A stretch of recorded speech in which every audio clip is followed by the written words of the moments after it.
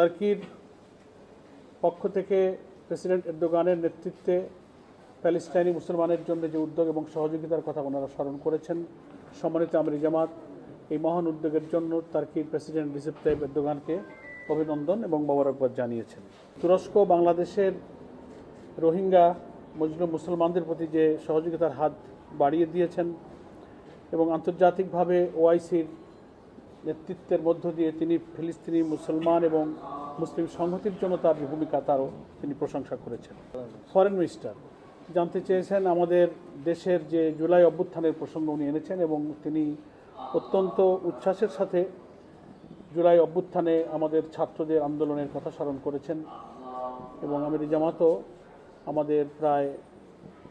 1200 ছাত্রের জনতার যে জীবনদান, প্রায়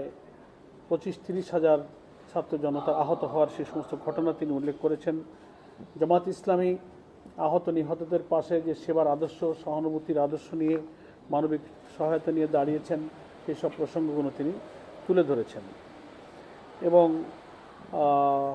টার্কির যে ডেপুটি ফরেন মিনিস্টার আসন্ন জাতীয় নির্বাচনে আমাদের প্রস্তুতি, সংস্কার, ফেব্রুয়ারিতে নির্বাচন হওয়া নিয়ে যে আশাবাদ, সেগুলো নিয়ে সম্মানিত আমির জামাতের সঙ্গে মত বিনিময় করেছেন। আমির জামাতও আশাবাদ ব্যক্ত করেছেন যে সংস্কার ইস্যুতে মতৈক্যের যে একটা সম্ভাবনা দেখা দিয়েছে, যদি সকল রাজনৈতিক দল এবং স্টেক হোল্ডাররা একটা ঐক্যমতে পৌঁছানো সম্ভব হয়, তাহলে ফেব্রুয়ারির যে টাইম লাইন সেখানে একটা নির্বাচন, একটা ক্রেডিবল, একটা ফ্রি ফেয়ার ইলেকশন হওয়া সম্ভব। এবং তুরস্কের যে ডেপুটি ফরেন মিনিস্টারও আশাবাদ ব্যক্ত করেছেন যে এই নির্বাচনে গ্রহণযোগ্য এবং স্বচ্ছ হওয়ার জন্য সকল রাজনৈতিক দলের সহযোগিতা এবং সংস্কার কার্যক্রম সুষ্ঠুভাবে সম্পন্ন হবে বলে উনি আশাবাদ ব্যক্ত করেছেন। এবং বাংলাদেশের যে ব্যবসা বাণিজ্য, উভয় দেশের নানান বিষয়ে পারস্পরিক সহযোগিতা, একসাথে উভয় দেশের এগিয়ে চলা অর্থনৈতিক, বাণিজ্যিক, রাজনৈতিক, কূটনৈতিক সম্পর্কের ব্যাপারে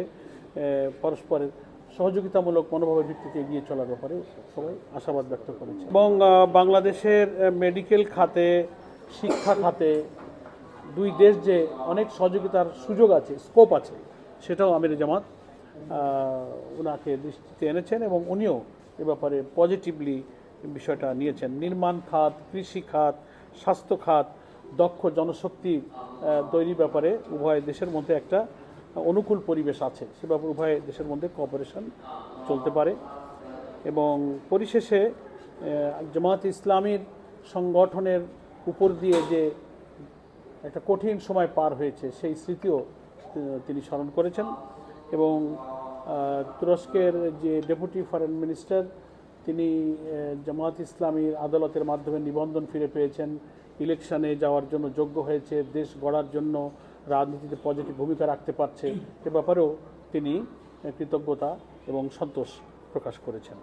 এবং সর্বশেষে আমির জামাত জানিয়েছেন যে আপনি আমাদের